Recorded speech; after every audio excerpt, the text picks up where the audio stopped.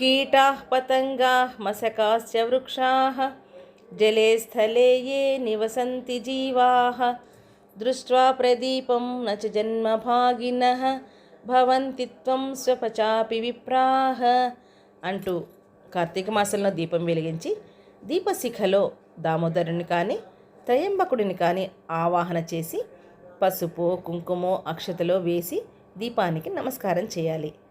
ఆ రోజు దీపం చాలా గొప్పది.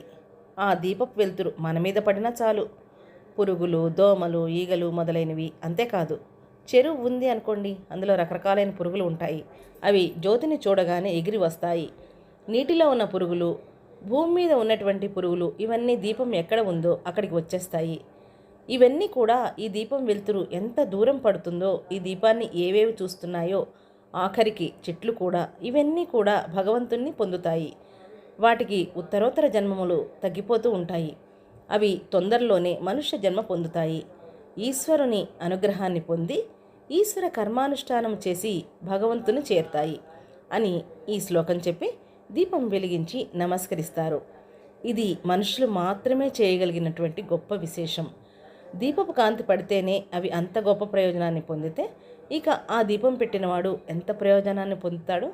అందుకే మన్ని కార్తీక మాసంలో నెల రోజులు దీపం పెట్టి వాటికి నమస్కరించి పూజించాలి.